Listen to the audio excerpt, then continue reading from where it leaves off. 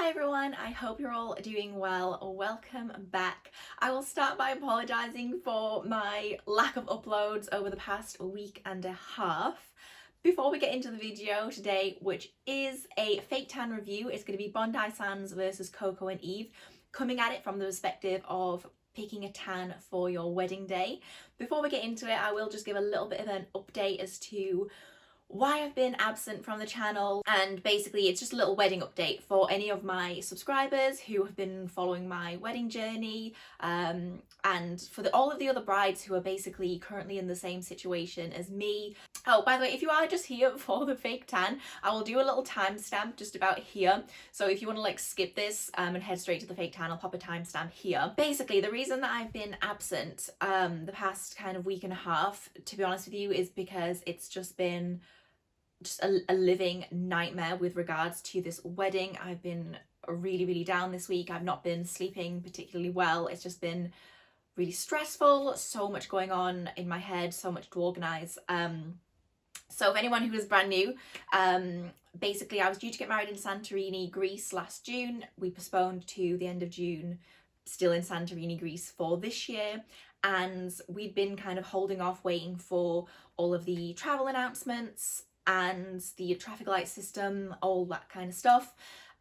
So it's Wednesday today. The travel announcement of the traffic light system came out on Friday, but a few days before that last week we kind of knew that Greece was going to be on the amber list, which was going to be the obviously 10 days isolation, like, and all the tests. Now, before the announcement came out, our plan was to just go ahead on amber because we'd already postponed from last year. We were just a bit like, we just want to get married now. And then the announcement came, and yes, Greece was amber, which is what we were expecting. But what we weren't expecting was for them to say that we shouldn't be taking holidays at all in amber countries. Now, I know it's not technically like a holiday, it's a wedding that we're going for, but it, you know, it is a holiday as well, really. So yeah, we weren't expecting them to say that you shouldn't be holidaying. We just thought it would be, you know, you can go, but you have to follow these other rules. So that was a little bit of a shock. So basically for us now, we still haven't postponed. We're still clinging on to absolutely any little shred of hope, any little bit of news that comes out that suggests that maybe Greece will go green in the next review. The next review is around the beginning of June, so extremely last minute. But we just thought we don't want to postpone now, and then even though it's unlikely, you know, we'd be devastated if we postpone now and then Greece did turn green at the next review. So it's all very last minute. It's just a lot more complicated than last year as well, because last year when there was just straight up no travel at all, and obviously the pandemic wasn't known last year, it was just a straight up postpone because all holidays were just cancelled. All of our guests got their money back, or they were able to move their hotels for free, and there was just no decisions or trouble. And at that time it was like, oh, okay, it's just 1 year that we can wait, so it didn't seem like a big deal. Whereas this year we're like, we don't want to postpone for a whole other year, because we got engaged in 2018 and we certainly were not wanting a 4-year engagement. So we don't want to do that, kind of like obviously postpone another year. But then there's also the complicated side of we don't want any of our guests to lose money. Now, basically back in 2019, when everyone kind of booked for the holiday, including myself, I booked on a non-refundable rate for a hotel because I always used to kind of think, you know, I'm going to take the saving, I want to save a couple £100. I know I'm not going to cancel the holiday, and that's kind of what I always used to think about the cancellation. It was, you know, you'd book on a free cancellation if maybe you think you're going to change your mind or something might happen in your life that you're not going to be able to go. So I always booked the non-refundable rate, not ever obviously expecting a global pandemic. And there's a lot of my guests who have done that as well. And basically the hotels, some of them have come back already and said, okay, we will move the hotel again, but only until another date in 2021. So if we had to postpone to next year, those guests are going to lose their money, and you know, it's hundreds of pounds. I really don't want anyone to have lost any money on my account. You know, And it's the case of like date wise as well. So when we postpone, everyone's diaries are so jam packed with events that they already had planned for this year, next year, as well as things that have been postponed. And basically for us, I've kind of come to the realization that we're just not going to get the wedding now that we had originally planned. And I know that that's absolutely not just me in this situation. I'm in a lot of Facebook groups, lots of like wedding Facebook groups, abroad wedding Facebook groups, all those things, and you kind of get to know people in those groups just by chatting and you know, exchanging recommendations and all that kind of thing. So I've been speaking to some of the ladies, and I know that it's not obviously not just me who's absolutely devastated by this. There are some couples who are just, they've just had enough, like, of the stress, the anxiety, just everything that goes with it, and they're just cancelling completely, like not even postponing. And it's just heartbreaking. Like it's just heartbreaking. Obviously this isn't the absolute, you know, we are in a global pandemic, and I do completely appreciate that this a wedding in the scale of what's going on isn't, you know, the worst thing that can happen to you when people are obviously losing their lives, losing their family members, losing their jobs, losing their businesses. Obviously a wedding compared to those things obviously isn't as big a deal. I have reached the point of like acceptance now, which I think why I've, you know, dragged myself back on. I'm back recording because I honestly, guys, I just wasn't like, I love doing this YouTube, I absolutely love doing it, and hopefully that comes across, you know, in my other videos. But I just felt so just miserable this week that I just, you know, I just couldn't bring myself to come on and do this. But I'm at the acceptance phase now. I've just kind of had to accept that the wedding is not going to be exactly what we thought it was going to be. Maybe when, who's going to be there, like what the vendors are going to be, all those different things. But I'm just kind of clinging on to the fact that whenever it will be and whoever can make it, it's going to be, once we're there, once we are physically there having the day, I know that we're going to have the best day. So that's what I'm kind of clinging on to at the minute. But yeah, so I mean, I'll update you guys at the next review, which is expected around the beginning of June. If you're going through a similar situation, I would love to hear from you down in the comments. I love chatting down in the comments and just on Facebook and everything, because I think it's helpful to speak to someone who is going through a similar situation. But I'm gonna park that for now. I'm just gonna try and basically just not think about it until the next review. I know I'm not gonna be able to do that, but I'm gonna try my best anyway. So we'll park that there for now. Hello, if you skipped the last section and you've come straight from the introduction, hello, you have just missed me maybe like complaining for about 5 minutes. So I'm going to be reviewing and comparing two different fake tan brands, Bondi Sands and Coco and Eve, and which one I would most likely be picking for my own wedding day. This video is not sponsored by either of the brands. I don't work with either of the brands. They don't know that I'm making this video. So this is just a completely honest opinion, and it is just an opinion as well, and hopefully this will help someone. But, you know, I think potentially different tans may work differently on different skin types. My skin naturally is extremely pale, like really pale, like to the point of like pasty, like I look unwell. But even though that is kind of like the case like during winter and everything, naturally I'm quite like dark featured. So I have like dark hair, dark eyes, and even though my skin is incredibly pale, it's the kind of skin where if I'm out in the sun for a little period of time, I do go brown very quickly and very well. Like I don't really go red. Like I go red if I've done something stupid, like I've sat in it for hours without any cream whatsoever in boiling hot sun, it will go red. But in like 2 days later, then it's like brown, like fully brown. So that's the kind of skin that I have, in case that's helpful, to see how these tans may react to your skin type. If you like the video today, please give it a big thumbs up and hit subscribe, and if you turn on the bell, you'll also get the notifications for my upcoming videos. You can also check me out on Instagram. So let's start with price, in case that is a thing that is most important to you and the thing that's going to dictate which tan you go for, because these are differently priced. So Bondi Sands. So the Bondi Sands I got is the Ultra Dark, and that is the same with the Coco and Eve. This is the Barley Bronzing Foam in Ultra Dark as well. This one I get from Asda, and it's $17.99. I also have the Tanning Mitt, also from Asda, and this is $5.99. So £24 in total for the tan and the mitt. Now, Coco and Eve, I ordered this from the Coco and Eve website. I got it in a bundle, and I got it with the tan, the mitt, and then like a brush, which is just like a makeup brush, and that cost £39.20.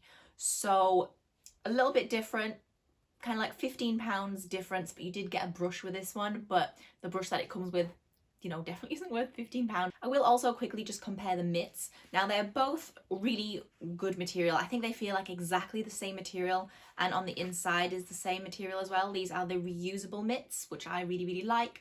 Now, to be honest with you, Bondi Sands is the tan that I've used for the last year or so, and Coco and Eve I've only just used this one time. Now, this mitt, it's like I've used it like so many times because I just wash it every single time, and it sits in the exact same condition as what it was in when I first bought it. Like I said, I've only used this one once, so I can't really comment on the durability of the Coco and Eve mitt, but given that it is the exact same material, I do think that will be the same case, that this is just reusable and you can just use this like forever basically, as long as you look after it. So the material of both is good. I don't see any difference in there. One thing that I do like about the Coco and Eve mitt is that it does have the little elastic here, which helps keep it onto your hand, and I like that it's got the separate thumb as well. I also like that it's pink. The only downside to it being pink is that you can definitely, even though I've washed this, it has stained already a little bit. The next thing to review is the smell. Now, in regards to your wedding day, I think that this is important because you don't want to stink on your wedding day. So I think the last thing that any bride wants is to have that really stinking, awful, fake tan smell about them. So both tans have the tan guide in them, which is a thing that you pop on so you can see where you're putting the tan, and that's what washes off in the shower. Now, the Bondi Sands tan, when you first put it on, this smells amazing. It smells like a bit like cocoa butter, a little bit coconutty, but this one also smells amazing. This one's like really fruity. Now, I actually like both smells equally. Depends if you've got any really strong preferences, whether you like cocoa butter or you like fruity smells more. I personally like both. I can't really pick a favorite on that front. Now, when I washed the tans off, so I've got the Coco and Eve tan on now, so it does not have that awful fake tan smell that tans used to have like 10 years ago when everyone used to stink. The Coco and Eve, no, it has no smell at all. And the same with the Bondi Sands. I did, this video has been like a while in the making, and I've got a little clip to insert, which was after I made my shoe haul video, which was like months ago. I'll pop that in because I think I cover kind of smell in there as well, so I'll pop that in. Hi guys, so it's currently the 5th of March now. I washed off the tan this morning, and I also did an hour walk at the beach with my 2 dogs as well, so it's already had a little bit of an exercise test, and I've just finished filming my bridal shoe haul now, so I thought I would just jump on and give you a little bit of an update on the tan. So smell wise, I don't think it smells of anything anymore. Like I don't think it smells of absolutely anything. So the kind of the base, when you first put it on, like the color guide, that's what kind of smells of like the coconut and the cocoa butter. But yeah, it doesn't smell of anything actually. Sorry, this is probably super weird showing you it this way, but this is my leg. So as you can see, there's no streaks on there at all. So this is a natural daylight, and the color is I would say the color is dark. Like I was really like as pale as can be before I put this on, and now I do look, as you can kind of see next to kind of like the white window sill there, that it is nice and dark and streak free. So overall smell, I rate both of these tans equally. They both smell equally good when you first put them on, and they both smell of nothing after you wash them off. So they don't smell good, but they also don't smell bad, which is the main thing. The little clip did also cover streakiness. So the Bondi Sands tan, this is the tan that anytime that I've had a tan apart from now on my YouTube channel, this is the tan that I've been wearing. And I've never had any single issue at all with Bondi sands and streaking. It's a very, very, very even tan. Just zero streak issues at all with the Bondi sands. Now, Coco and Eve, this is the first time I've had it on. Now, by the way, guys, I would just want to say my hands are a mess. I am not good at tanning my hands, so that's not any of the tan's fault. That's just my fault. So I'm not including the hands, but just kind of on my body, it is even the Coco and Eve, but I just feel that it's not as even as the Bondi Sands tan, if I'm completely honest. Obviously I've got all my clothes on, so I can't really like show that, but just when I've been having a look at it in the mirror today, this one does feel a little less well distributed than the Bondi Sands, even though I've obviously put them both on in the exact same way. So I would have to say on streakiness, I do prefer Bondi Sands. In terms of colour, I have to say that I do also prefer Bondi Sands on that front as well. I think this gives much more of a natural dark tone. So I'm going to give Bondi Sands that wins for the colour on me, even though they're both ultra dark. I actually think this one is darker. The Coco and Eve tan, I'm just reading on the back here, it says, this has a unique cell-shape formula infused with coconuts, botanicals, and amino acids to hydrate and firm the skin. So this one's claiming to be a little bit anti-cellulite, whereas this one doesn't claim that.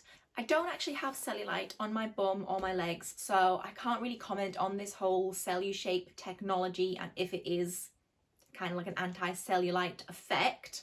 However, what I will say that I did notice with this, obviously I haven't got a clip of it because I don't think I'm ready to get my butt out for the internet, but what I did notice with this when I was looking is that this does give like an airbrush effect. Like I was literally looking at my butt like, ooh, it literally looked like it had been like had airbrush makeup on it. So yeah, whereas this one, I haven't noticed that with this one. I don't think that does give that same like shimmery kind of airbrush effect to it. This really did look like I have airbrush makeup on my butt, which was great. So I will give that to the Coco and Eve. I think this one has a better finish than the Bondi Sands. Now, to be fair, neither of these are bad tans. I will have to say neither of them are a bad tan. I would use both of these again.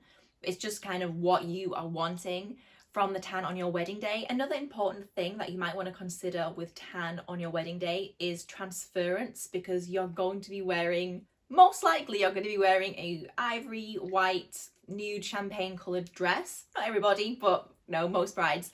And you know, a lot of people have the fear that it's going to rub off onto their dress. I will say that with Bondi Sands, when I have been trying on like white clothing, sometimes this has rubbed off onto things that are particularly tight if you wear it for a long time.